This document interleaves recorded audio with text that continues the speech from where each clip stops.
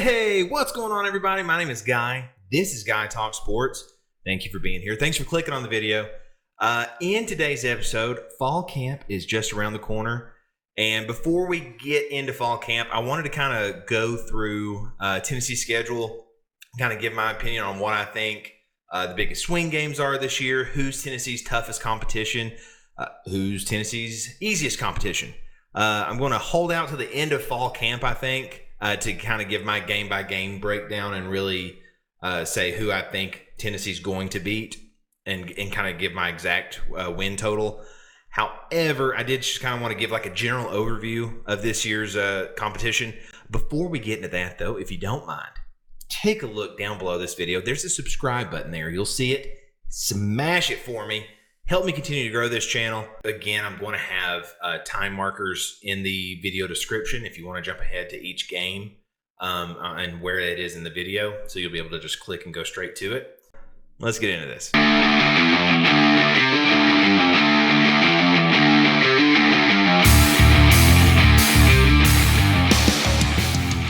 So to start off, Tennessee's schedule, Tennessee is going to play UTC, the University of Tennessee Chattanooga, at home August 31st.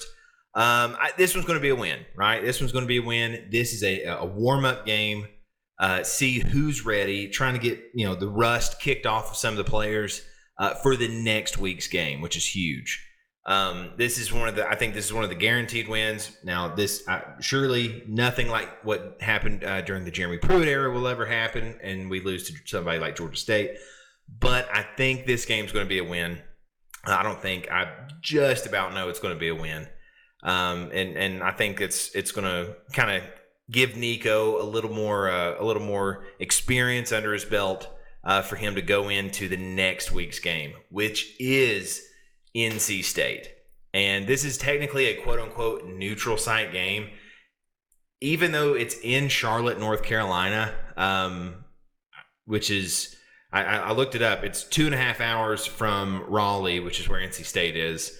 It's about 4 hours and 4 hours 15 minutes from Knoxville. So really not in the middle. There's probably going to be quite a few NC State fans there. This is a big one, and I think this is potentially the biggest game of the year for a very big reason. I think if Tennessee can go in and beat NC State, they have a very good shot at having an amazing year, a potential 11-1 type of season. That's how big I think this game is. You win against NC State, that momentum keeps building. You have, and we'll talk about these next few games as well, but I think this is very similar to me in how Pittsburgh was in 2022 when Hendon Hooker took the Vols into Pittsburgh, got the overtime win, and from that just carried all this momentum through the rest of the season. It reminds me just like that game. Pittsburgh had a decent team. You weren't sure, you really weren't sure what was going to happen, and it ended up being a good game. And I think this one has that potential. NC State's a very good program.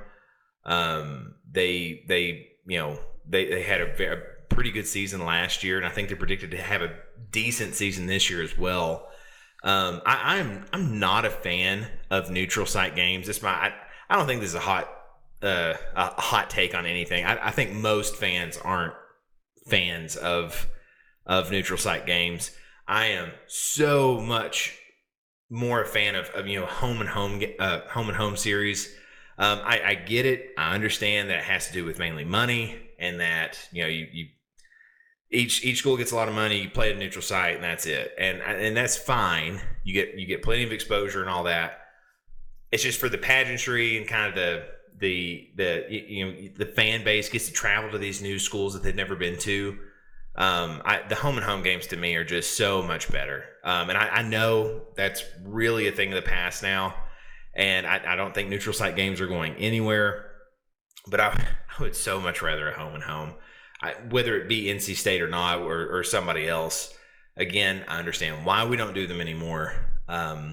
But still, I'm not a huge fan of a neutral site game. I'd rather this be either a home game against NC State. Which, I mean, I know Tennessee has done some home and homes lately, but neutral sites are big time right now, and I don't know. Not a fan, but NC State, they're going to be a good team. They're going to be a tough win, and I think it's going to be Nico's. It really could be a coming out party for him, and kind of him cementing his place in the SEC this year, his place in kind of the national spotlight. Him kind of proving, hey, the spotlight's not big, too big for me, or it can go the other way, and Tennessee gets ran out of the building. I don't think that'll happen either way. I think it's going to be a good game. I think Tennessee has a great shot at winning that game, but I think this is potentially the biggest swing game of the year, and maybe the biggest game of the year in that regard. You win this game, and you get so much momentum for the rest of the season. So this is a big one. It's a very big game. And anyway, I think Tennessee has a good shot, but it's a big swing game. The next week, you play Kent State at home. That's on September 14th. That's going to be a win. And the next big swing game, right? Early on in this season, there's going to be there's a lot of variables that kind of decide which way this season goes, right? You have the NC State game, you have the Oklahoma game, September 21st. It's at Oklahoma. This is another big game. I think by winning NC State, you can then lose the Oklahoma game and still have a shot at a decent season. I think if you lose against NC State and then lose at Oklahoma, I'm not saying the season is shot, but you're going to be hard-pressed to have I think if you lose both those games, you're definitely not going to make the playoff. And so the NC State-Oklahoma game, I think at worst, you have to split those games. And so if you do lose NC State, the next biggest game will be Oklahoma, and that'll be for not necessarily for the season, but, I mean, in a way it kind of is. Oklahoma is going to be a huge game, and if you can beat NC State and Oklahoma, if you look down, the rest of the schedule, you have a very good shot at making the playoff. Very good shot at making the playoff. And like I said, if you split those two games, you still have a decent shot at making the playoff. So Oklahoma, NC State, again, huge game. Oklahoma is going to be a gigantic game. Oklahoma is their first year in the SEC. They're trying to make a splash. They have Venables as their coach. It's Heupel. I think it's the first time he's going to be playing at Oklahoma since he left the program. Which again, in a past video, when I kind of talk about Heupel's coaching history, he played for Oklahoma. He was a co-offensive coordinator at Oklahoma. Was kind of let go in a bad way back in 2015, 2016, somewhere in there. And it didn't end well. There definitely relationships are being mended at Oklahoma between Oklahoma and Heupel. He talked about it in his press conference how he's excited to go back. Still has plenty of relationships with people there at Oklahoma. So this one's going to be a big one. Oklahoma, they're projected to be a pretty good team this year. I think they were projected to be. I think Tennessee was projected 7th. We talked about this in the last episode. In the SEC by the media, and Oklahoma was set to finish, I believe 8th in the SEC. So, both media they think Tennessee and Oklahoma are pretty close as far as competition goes, right? And I think this is going to be a great game. With Venables and his defense, I think they're going to try their best to shut down this Tennessee offense, and I think it's going to end up being a big game. It's a big swing game. Big swing game. Oklahoma does have a new offensive coordinator in Seth Luttrell, who's actually the head coach at North Texas, I think until 2022, and he was part of like an offensive analyst at Oklahoma last year. Jeff Lebby, who previously worked with Heupel, he's now at Mississippi State. We'll talk about him here in a little bit. Was their offensive coordinator. their offense did some good things. I'm curious to see how Latrell is going to go about with Oklahoma's offense. It's interesting, right? It's exciting. It's going to be a big game. I think it's really as big of a game as NC State is. I think Oklahoma is really the first game. It is really what a lot of fans would consider Tennessee's biggest first game. And it's one that everybody's kind of marking on the calendar, right? It's kind of a grudge match with Heupel coming back there, and it's going to be a big one. It and NC State are going to determine how this season's going to play out. And the next week, or I'm sorry, in 2 weeks after that, so Tennessee has a bye week, and then they're going to play Arkansas. That's at Arkansas, October 5th. I think that's most likely a win. Right, I don't see Arkansas winning that game, even though it's at Arkansas. It's going to be a tough win for them. Sam Pittman, I think he's going into his 5th season now as Arkansas's head coach, and I think most fans, I think they gave him a fair shot. Right, this is his 5th year in 5 years.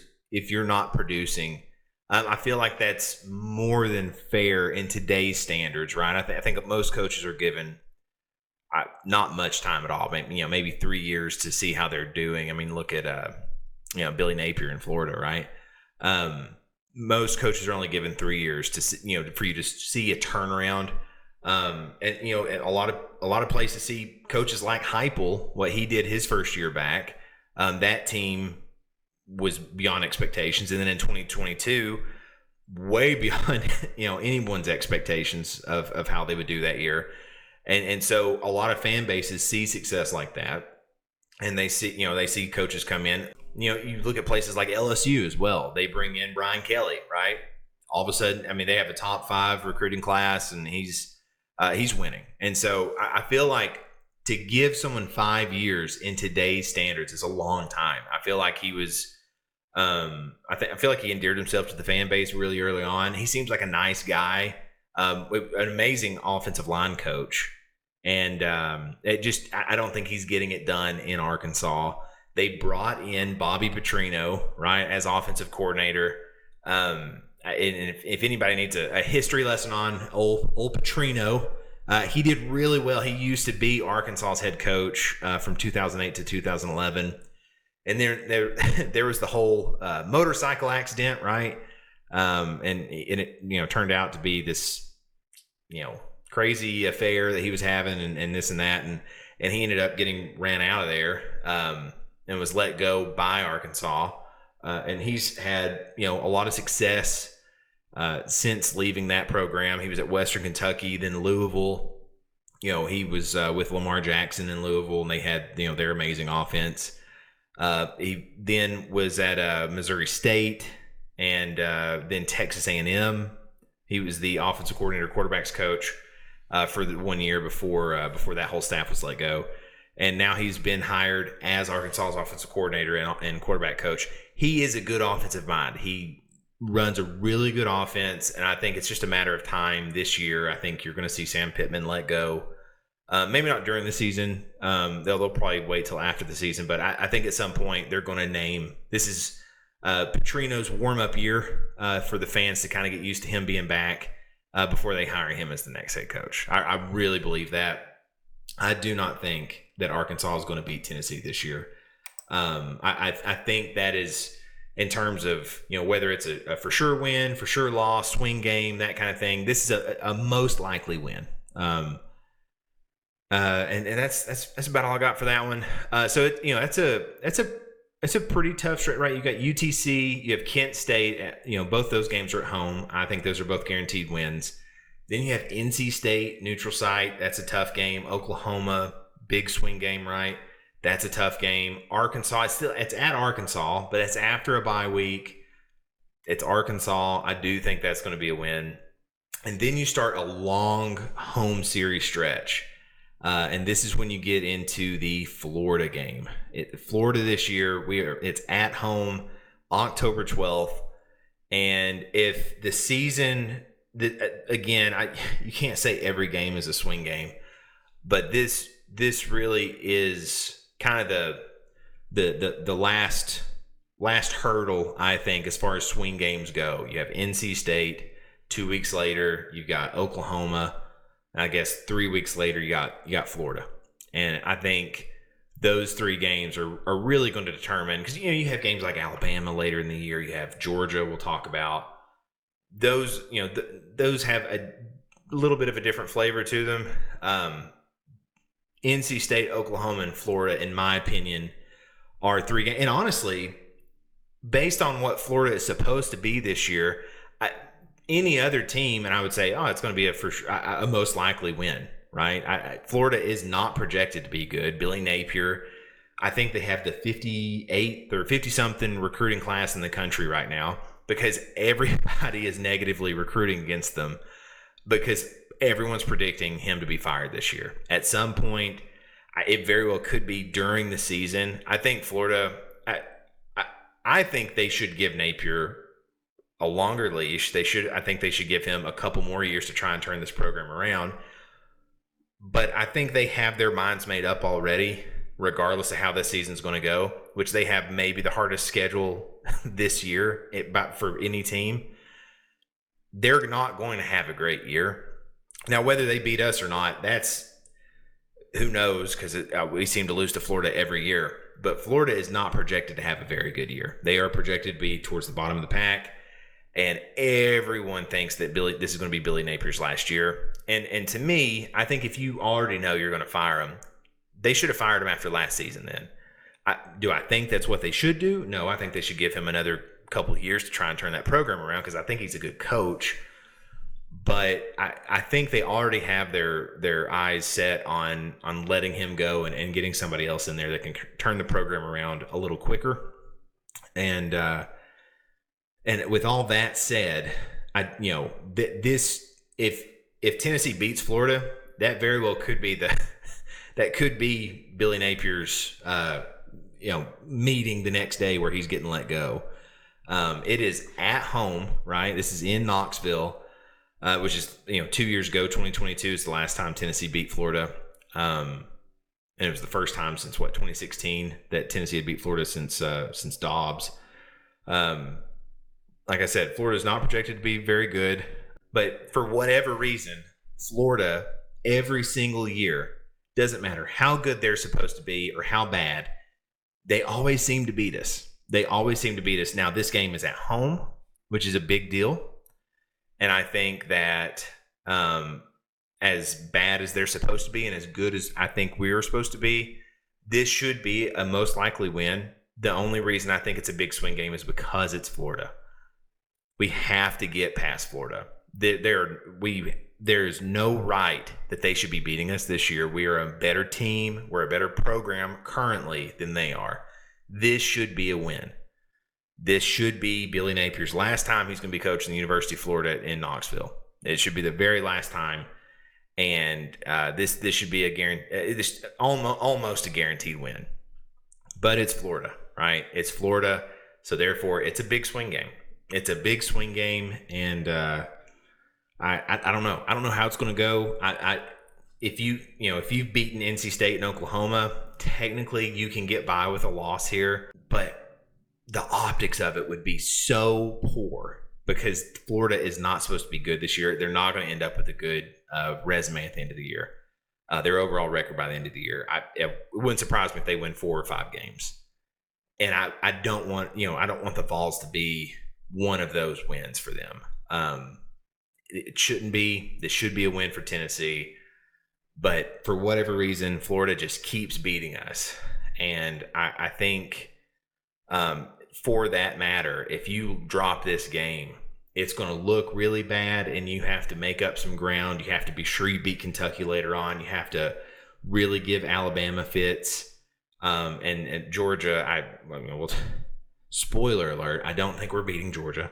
But I feel like this Florida game, if you can get through Florida and I think if you drop NC State, you drop Oklahoma, you're not going to be set up for a very successful year, right? If you can split the NC State and Oklahoma games and still beat Florida and come through with those first 6 games with only 1 loss, you can set yourself up pretty good for the rest of the schedule. If you can beat NC State and Oklahoma and then come through with Florida, again, I think if you go 6-0 those first 6 games, you're making the playoff. I think you're making the playoff. If you're going 5-1, I think you have a really good shot at making the playoff. Don't let Florida be that one loss. Let it be Oklahoma or NC State. I'd prefer Tennessee be 6-0 at this point. But if you're going to have a loss, let it be NC State or Oklahoma. Both of those are understandable losses. Both those teams are supposed to be good. Both of them are either at a neutral site or they're going to be, it's like at Oklahoma. So don't let Florida get that. So again, another reason that you really need to beat Florida is you want that momentum, right? If you lose earlier in the season to NC State, okay, you still have, Kent State. If you could beat Oklahoma and then Arkansas and Florida, that momentum's still there for the next game. But if you lose to Florida, and momentum is a really big thing. I think it's a real thing. It's an important thing in sports, because sports is not just a physical aspect. There is a mental aspect to it. But if you can beat Florida and keep that momentum going, if you could potentially be 5-1 or even 6-0, the next week you play Alabama, and they're probably the second hardest game you have on the schedule. Oklahoma's probably your third hardest game, but Alabama definitely your second hardest game. It's in Knoxville, October 19th in Knoxville, third Saturday in October. And it's a big one, right? Last time Alabama was in Knoxville, they got ran out of the stadium. It's one of the, at least in my memory, it's one of the best games I remember watching. I think the Hail Mary at Georgia with Dobbs and Jennings, that was an amazing game. He had a couple amazing games that year. But Tennessee, Alabama, 2022, those stakes were high. That is a hard game to beat. When you think back, even if you're not a Tennessee fan, that was just a fun game to watch. A lot of ups and downs going both ways. And that's going to be a big one. Alabama is going to be looking for revenge, coming back to Knoxville. Their fans weren't happy about that loss. Now, Nick Saban's not there anymore. Nick Saban's not their head coach anymore.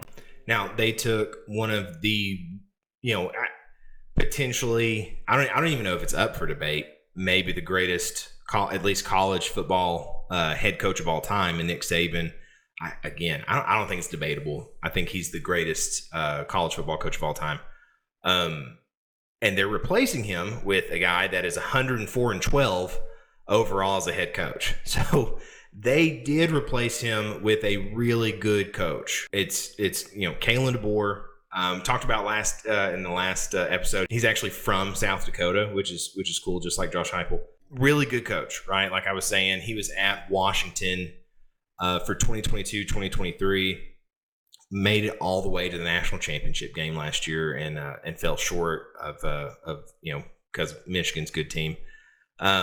He was the head coach at Fresno State before that. They were really good, those 2 years as well. So he has a lot of success. I think in 2022 for Washington, he finished that year 11-2. And then last year, he was 14-1 with their only loss being the national championship game. So he knows how to win. I know Nick Saban is no longer there, and they lost some guys to the portal because of that.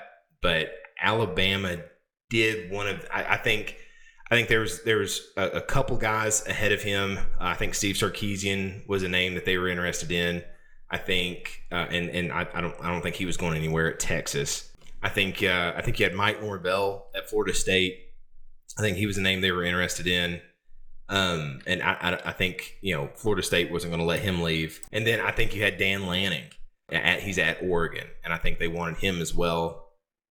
He's done an amazing job since he's been at Oregon. Younger guy too, and I think that was somebody they were eyeing as well. And then you had Kalen DeBoer. All four. I think you get any of those coaches. You could even throw like Lane Kiffin in the mix. I don't know if they were going hard at Lane Kiffin, but any of those other three coaches I think would have done really well. I think the fact that you have to quote unquote settle for Kalen DeBoer, who played for the who coached for the national championship game the previous year, I think is a tell all for where their Alabama's program is. They've been consistently the best or one of the best programs the last 15 to 20 years since Nick Saban was their head coach or became their head coach. But Kalen DeBoer has a great offense. He's brought in some guys. I think this is going to be a tough one, right? I'm not saying it's a guaranteed loss like I will possibly with Georgia, but I would definitely say it sways a little bit more in Alabama's favor. I don't think it's a neutral. I don't think it's a 50-50 game with Alabama. I do think Alabama has a little bit of an edge, even though we're playing at home. I still think Alabama has a little bit of an edge. Some people might disagree with that, and that's fine. As a Tennessee fan, I hope we beat every team we play. But Alabama is a good program. Kalen DeBoer is a good head coach. How quickly can he install his offense with this team? How quickly can he install his values, the way he wants to run this program, get out of Nick Saban's shadow? That might be something that comes into play, right? You don't just come in and replace the greatest college football coach of all time without there being some bumps in the road, right? And so, maybe this first year it is a little bumpy for Kalen DeBoer at Alabama. The fans are going to demand perfection because that's what they demanded from Nick Saban. But because he set that standard, or I guess kind of regained that standard, Alabama's always had a really good football program. They've had some absent years, don't get me wrong, but they're definitely one of the pinnacle or one of the top football programs in the country. I'm not an Alabama fan, right? But I respect where it's due. Alabama is a good program. They got a good coach. Now, can he get out of Nick Saban's shadow? That's a big question. I know he's played at, he's coached at Oregon and this and that, taking teams here and there. When Alabama goes to Knoxville to play the Vols, I think he's going to have quite the rude awakening. I don't know if he'll have coached in a louder place, in a more hostile place than Alabama coming to Tennessee. And maybe, I'm sure he's going to be a professional and it's not going to bother him, but it's a lot. It's a lot, and I don't know if he'll understand how much it is until he coaches that first game, and how much it means to everyone that we win that game.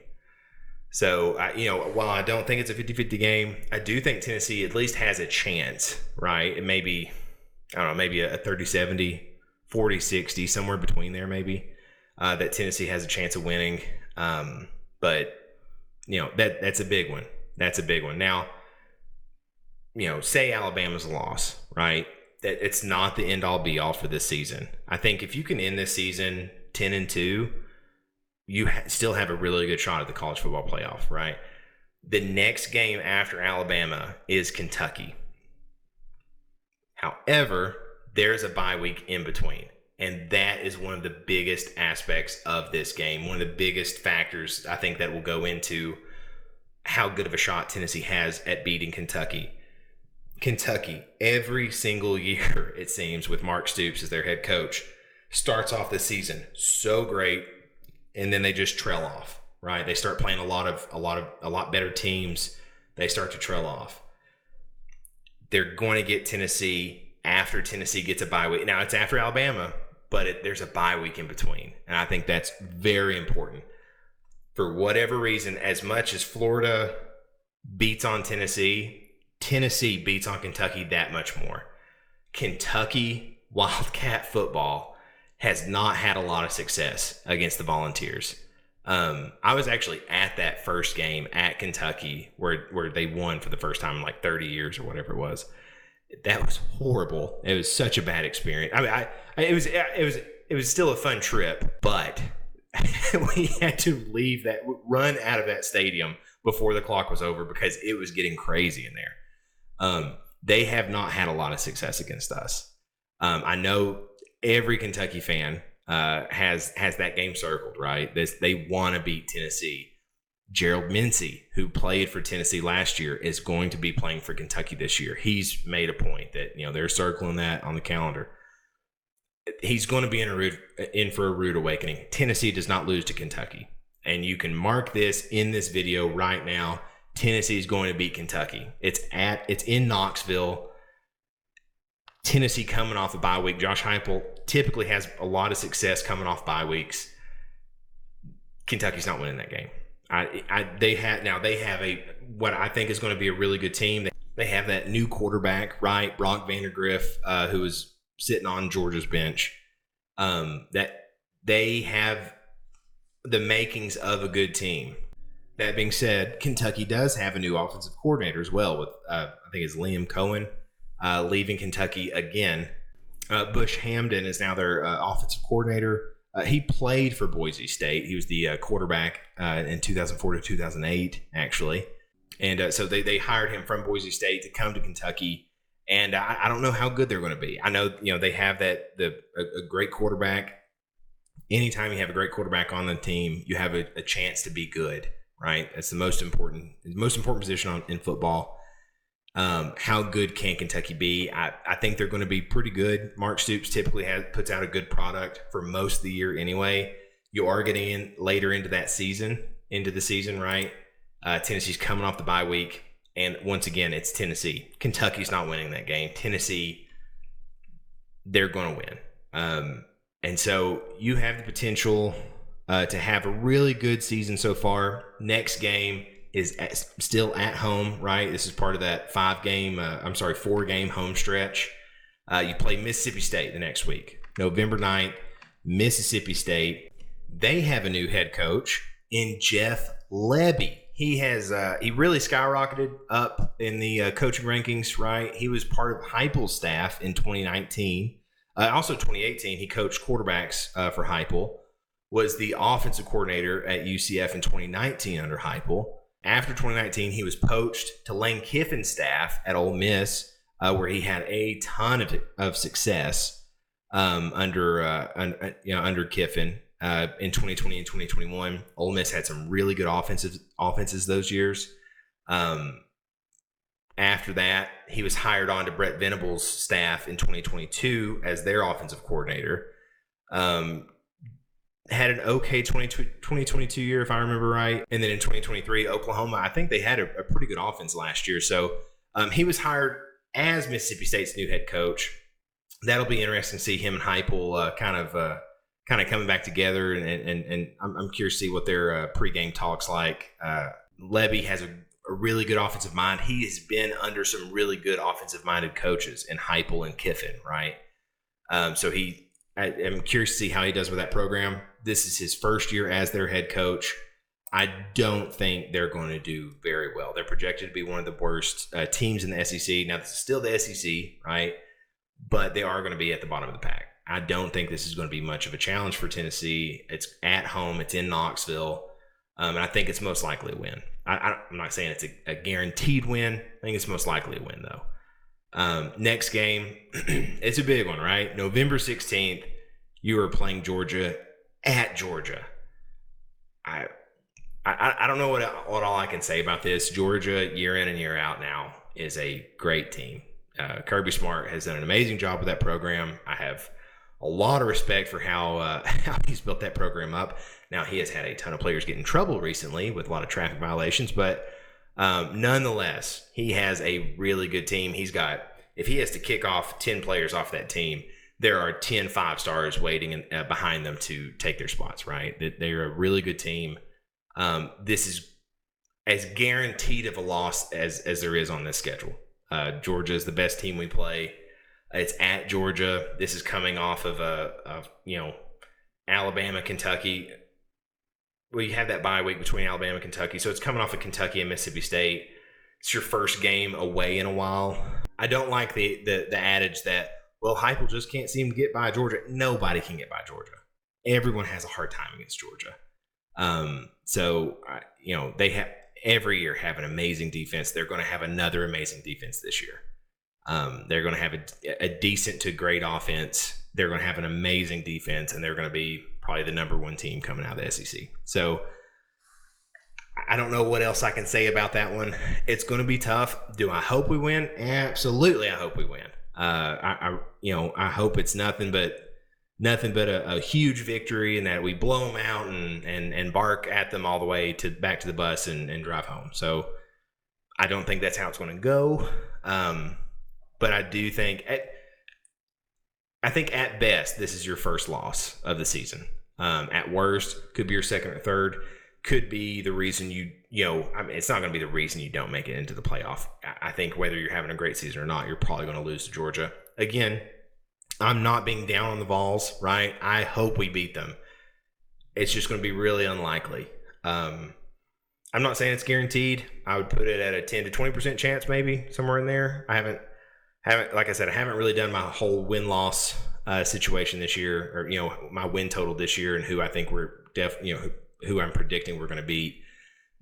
I'm going to be honest, though. This is probably going to be a projected loss for me, as it is, I think, just about everybody else in the country. So I'm trying to look at it without orange-colored glasses, and this one's probably going to be a loss. It's going to be a tough one. It's going to be a tough loss. I don't like Georgia. I don't like losing to Georgia. I respect their program, but I can't stand Georgia.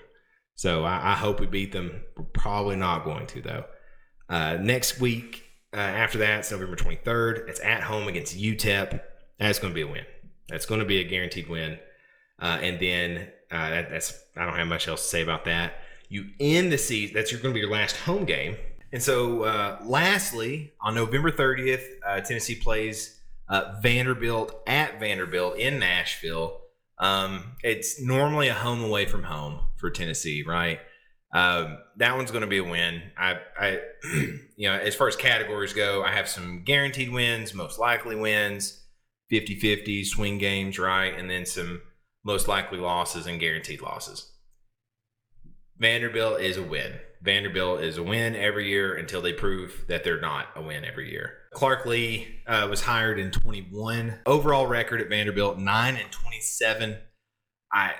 It's hard to dog him too much, though, because he is the head coach of Vanderbilt.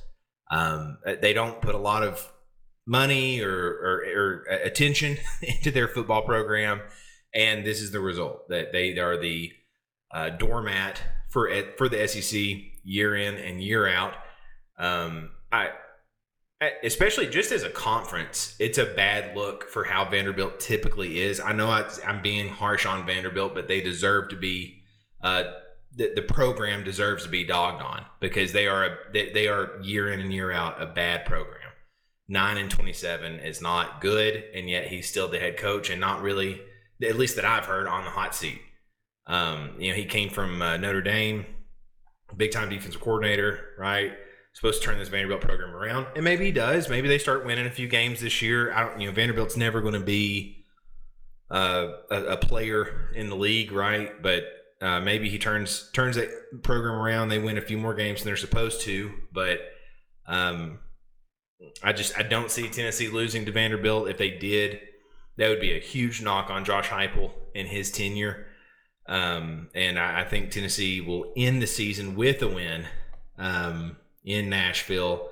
And overall, that's going to be big, right? So, looking at the 12 games that we play, I have 4 games that I think are guaranteed wins. No matter how bad Tennessee plays, Tennessee's going to win the game. You have UTC at home, first game there. That's a guaranteed win. Third game at home, Kent State, guaranteed win. I think UTEP at home, November 23rd, second to last game. That's a guaranteed win. And then Vanderbilt at home, at Vanderbilt, November 30th. That's a guaranteed win. So I think there's 4 games. I think the whole season just is horrible. It's the worst you can possibly imagine. Tennessee is winning 4 games at least. That being said, there are a few games that I think are most likely wins. So you have Mississippi State, I think, is most likely a win. Arkansas is most likely a win. And then Kentucky, I think, is most likely a win solely because it's Kentucky, and we're coming off a bye week. I think that I could be proven wrong there, and that Kentucky is not most likely to win, but I still think they're going to be a win either way. It's how hard of a game is that going to be for the Vols? I still, no matter what anybody says, I don't care if Kentucky's undefeated and Tennessee hasn't won a game. I will still pick Tennessee to beat Kentucky that game because Tennessee doesn't lose to Kentucky. And so I don't know. Even if you take Kentucky out of it, that's still Mississippi State and Arkansas, which is 2 more, most likely. So floor realistically 6-6. Maybe even 7-5 if you include Kentucky in that. 6-6, 7-5, I think is the worst Tennessee could do. That's losing to NC State. That's losing to Oklahoma. That's losing to Florida. That's losing to Alabama and losing to Georgia. You're telling me in those 5 games Tennessee can't win one? Then there's going to be some questions about Josh Heupel, right? After a 7-5 year like that. I don't think it's going to go. I don't think it's going to go like that at all, though. I think Tennessee has a good shot against NC State. I think Tennessee and Oklahoma is going to be a good game. I think Tennessee has a good shot against Florida. Alabama and Georgia are those 2 games, right, like we talked about, that are going to be tough. Georgia especially. But yeah, so I think floor, honestly, probably 7-5. I think ceiling somewhere 11-1, somewhere in there. So you have but at the very least 7-5. You never want to be that. Last year we were 8-4, and it felt like a disappointing season because it was. We shouldn't have lost to Florida last year. At minimum, we should have been a 9-3 team. But 7-5 to 11-1, I think which is a pretty big window there. It's a pretty big window. I'm saying 7-5 is the floor has everything's going wrong. I think 7-5 is the worst they're going to do. Everything going right, I think 11-1 is the best they're going to do. This team, I think there's a lot of unknowns. I think you have a lot of experience on the offensive and defensive lines, which is going to help you in the SEC, especially. And we'll do an offensive preview. We'll do a defensive preview during fall camp and kind of go position by position where I think people stand on the roster, and who's going to be on the 2 deep. But yeah, that's all I've got for this one. I just want to kind of go game by game. I might have been a little long-winded, but I really enjoy talking about this stuff, and I kind of wanted to break every game down and kind of give my opinion on how I thought Tennessee was going to do against each, or what chances Tennessee had. Let me know in the comments. What do you predict Tennessee going this year? Like I said, I'm going to give my right before the season. I'll probably do an overall win record. And who I think Tennessee is going to win against, who I think they're going to beat. But let me know what do you think Tennessee's win total is going to be? Who do you think they're going to have the hardest time against? How do you think they're going to do against Florida this year? I think that's a big question. We should beat Florida. Thank you so much for watching this video. Like I said, this is a longer video. I was a little chatty in this one, but wanted to go through all these games and kind of give my opinion on them. If you don't mind, please like the video. It really helps me out. Hit that subscribe button, like I said at the beginning. Help me continue to grow this channel. And lastly, please tell somebody about this channel, because that's how this thing's going to keep growing. I think we are past the 1150 mark for subscribers, which is awesome. Thank you so much. I appreciate it. It's growing every day. Day by day, we keep getting more and more subscribers. Tell somebody about the channel. I really do appreciate that. That's all I got. Thank you so much for bearing with me, listening to this. This is something near and dear to me. I get excited about it every single year. And every Saturday is a fun one when it comes to Tennessee football. So thank you once again. Thank you. Go Vols. We'll see you next time.